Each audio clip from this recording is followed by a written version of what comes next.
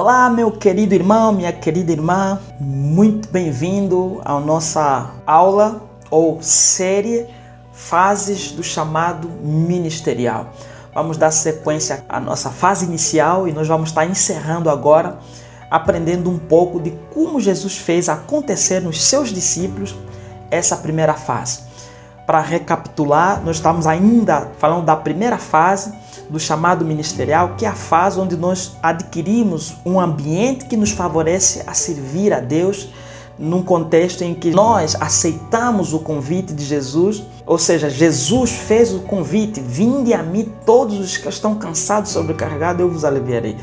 Aprendei de mim, porque eu sou manso e humilde de coração. Então, parafraseando aqui, Jesus dizendo: quando vocês forem livres e houver essa remoção da sobrecarga que o pecado produz em vocês, eu vou ensinar a vocês. Aprendem comigo porque eu sou humilde. E quando vocês receberem os meus ensinos, aí sim eu vou dar para vocês um fardo. Mas vocês precisam entender que esse fardo é leve e suave, tá certo? Então nós estamos nesse contexto. Nos últimos 2 vídeos nós falamos, sobre as características dessa primeira fase, logo no começo. Nós precisamos lidar com essas características. Eu apresentei 5 características divididas em 2 grupos. O primeiro grupo é composto por 3 características: a infantilidade, a imaturidade e a ignorância. E esse primeiro grupo, ela tem a forte tendência de reprovar todos aqueles que estão chamados já, certo? Aqueles que não se desenvolverem, não trabalharem essa questão da infantilidade, da imaturidade e da ignorância, eles podem até ser chamados ou estar chamados, mas há uma forte tendência de serem reprovados. Já o segundo grupo, ela caracteriza-se com 2 características fundamentais, que é a questão da inocência e da pureza de coração. E nós definimos isso no vídeo anterior. Se você não viu ainda, vá lá assistir esse vídeo para você se aprofundar mais, e depois vem para isso aqui para você ter toda uma visão dessa nossa série Fases do Chamado Ministerial. Hoje eu vou apresentar para você como Jesus fez acontecer tudo que eu falei nos vídeos ou nas aulas anteriores, tá certo? Eu vou usar o texto de Marcos 3, versículo 13 e 14, que diz o seguinte. Eu vou expor ela aí na tela para você acompanhar juntamente comigo. E subiu ao monte e chamou para si os que ele mesmo quis, e vieram a ele, e nomeou 12 para que estivessem com ele e os mandasse a pregar. Vamos ler de forma corrida aqui os 3 textos bíblicos que eu quero relacionar aqui para poder falar para você, ainda nessa fase inicial, como Jesus fez, já para poder trazer para você também tudo o que eu falei nos vídeos anteriores. Pelo menos aqui você já consegue ver que isso deve ser feito. Jesus fez assim, então nós vamos fazer assim também. Tanto você que ainda está se despertando para o chamado, como você que já está operando no seu chamado, você precisa ver essas coisas para garantir o sucesso do teu chamado ministerial, tá certo? Então vamos ler aqui de forma corrida todos os textos. Eu vou trazer para você tanto 2 Coríntios, capítulo 5 e versículo 17, como também Atos 4, 1 e 13, para a gente estar relacionando aqui todo um contexto, vamos assim dizer, até mesmo doutrinário, para nós não sermos infantis aqui na nossa abordagem, porque esse trabalho que eu estou fazendo aqui para você também é um trabalho ministerial. Eu devo isentar a infantilidade, que quer dizer também atos ou ações que expressam pouca espiritualidade. E uma das coisas que pode expor pouca espiritualidade é tagarelice, ou falar fora das propriedades doutrinárias, qualquer atitude que nós vamos estabelecer. Então, tudo que eu vou falar para você, tudo que eu devo falar para você, deve ter respaldo bíblico, deve estar pautado nas Sagradas Escrituras. Então, aí já lemos Marcos 13, mas eu vou ler novamente para você, porque não cai demais. Está aí de novo na tela para você. Marcos capítulo 3, versículo 13 e versículo 14, 1 Coríntios 5, 17 e Atos 4, 1:13, que diz o seguinte: e subiu ao monte, preste atenção nas palavras-chave aí, e subiu ao monte e chamou para si os que ele mesmo quis, e vieram a ele, e nomeou 12 para que estivessem com ele e os mandasse a pregar. 2 Coríntios 5:12. Portanto, se alguém está em Cristo, é nova criatura. As coisas antigas já passaram, eis que tudo se fez novo.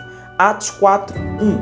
Observando 1 a 13, você vai ler toda essa relação, porque conta o contexto, né? Eu não vou colocar aqui no texto todos os versículos de 1 a 13, mas você pode fazer isso em casa até para aprimorar mais os teus estudos aí. Eu vou ler só o versículo que fecha o resumo do que aconteceu em Atos, desde o versículo 1 até o 13. Observando a coragem de Pedro e João e tendo notado que eram homens simples e iletrados, ficaram perplexos e reconheceram que eles haviam estado ou convivido com Jesus. Essa palavra convívio aqui eu acrescentei, mas a versão básica ou original é que eles haviam estado com Jesus. Então você vê 3 autores, não é? Tem Marcos, tem o apóstolo Paulo e agora tem Lucas, falando a mesma coisa no que diz respeito ao estar com Jesus, não é? Ou ao estar em Cristo Jesus. E você vai ver que Paulo fala que se alguém está em Cristo Jesus, nova criatura. Lucas, em Atos capítulo 4, estava dizendo que pessoas reconheceram que os discípulos, né, a partir da ousadia e a intrepidez, né, observando a coragem e a ousadia tanto de Pedro como João, essa ousadia, essa coragem fez com que aqueles que pudessem observar se lembrassem de Jesus. E ao se lembrar de Jesus, puderam concluir que só poderia ter uma ousadia como aquele se fosse alguém que estivesse em Cristo ou andou com Jesus ou conviveu com Jesus. Está me entendendo? Então aqui está a questão de como Jesus fez. E quando eu comecei a falar nos vídeos anteriores, né, não é? Que o convite, né? Você lembra do convite que Jesus fez? Eu vou lembrar você, né? Nós lemos ela em Mateus capítulo 11, versículo 28. Vou colocar aí de novo para você, para a gente contextualizar melhor aqui. Está aí na tela, acompanha. Vinde a mim todos os que estáis cansados e sobrecarregados, e eu vos aliviarei. Tomai sobre vós o meu jugo e aprendei de mim, porque sou manso e humilde de coração, e acharei descanso para a vossa alma, porque o meu jugo é suave e o meu fardo é leve. Então aqui está, você está vendo aí o convite, né? Bem dado. Jesus não foi diferente. Ele estava chamando outras pessoas, mas o que ele estava fazendo naquele dia estava sendo praticado justamente aos seus discípulos. Vinde a mim para estar com ele. Porque ele falou, aprendei de mim porque eu sou manso. Então você vê aqui em Marcos capítulo 3, ele está dizendo que antes mesmo que eles fossem enviados para pregar, eles precisavam estar com ele para os ensinar. Ensinar a fazer o quê? A pregar. Ensinar a expulsar demônios. Então todas as nossas atividades, né, ministeriais precisam ser ensinadas pelo Mestre. Jesus deve ensinar a nós.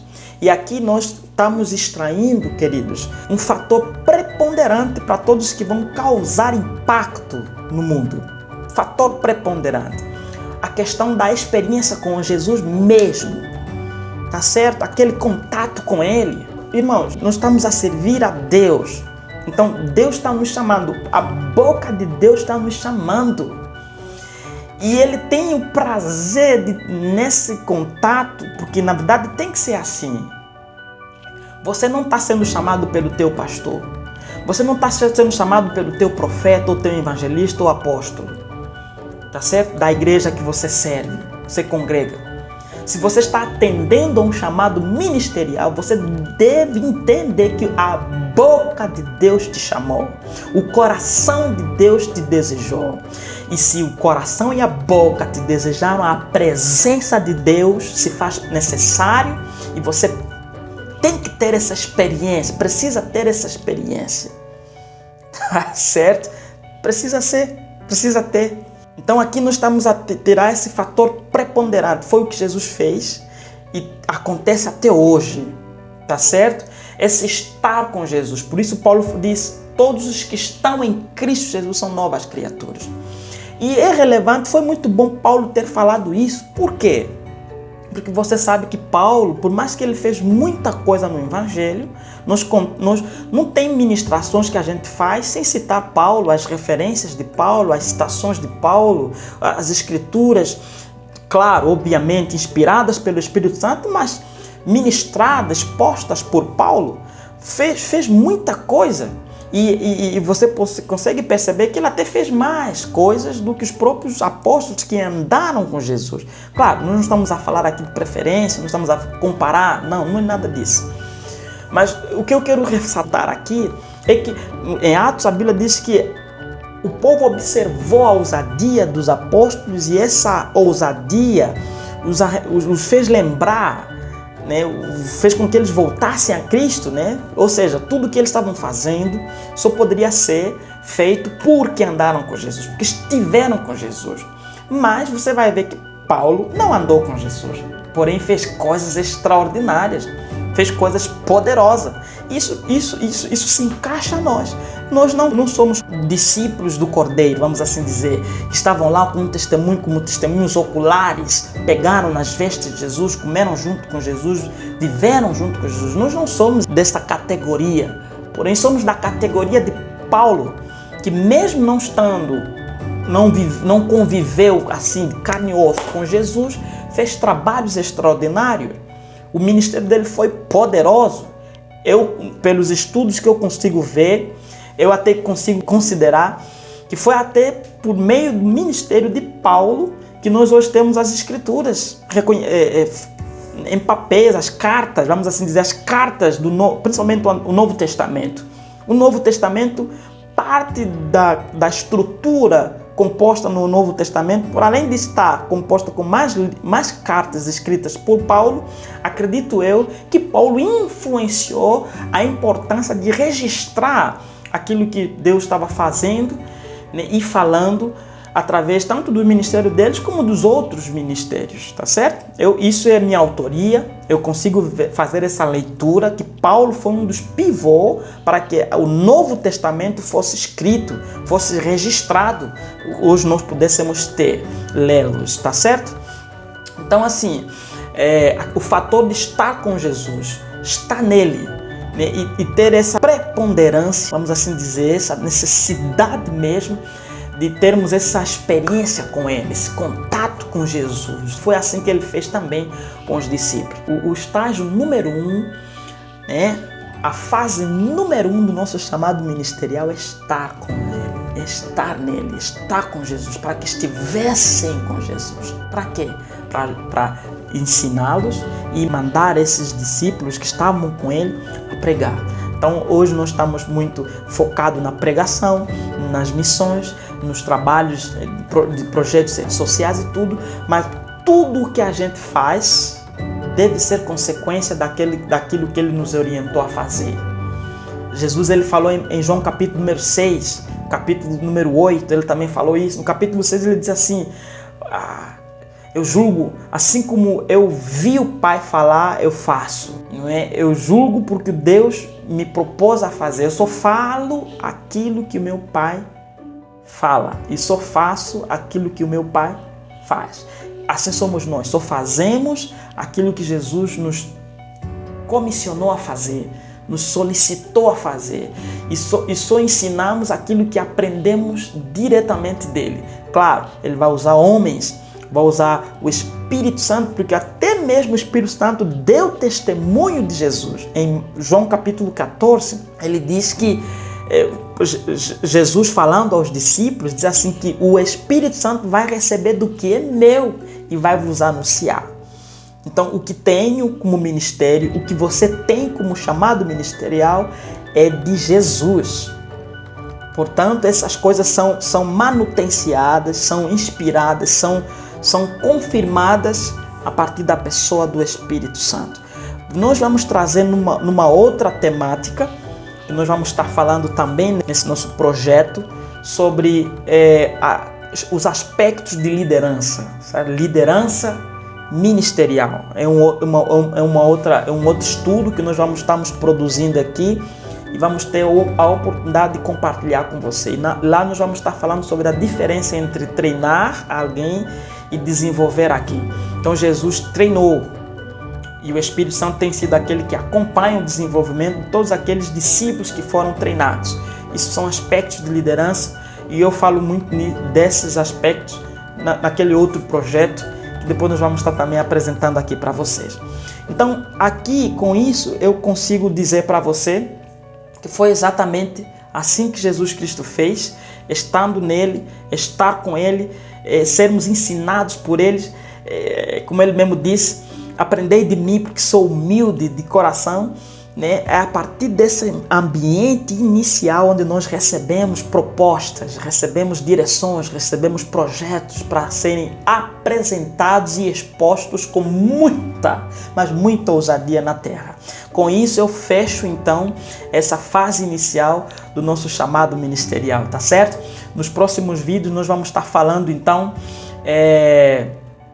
da fase de intermediação. Essa foi a fase inicial que acabamos de fechar aqui agora, e nos próximos vídeos vamos estar falando sobre a fase da intermediação no nosso chamado ministerial. Existe um meio, né? Começo, meio e fim. Então vamos lá?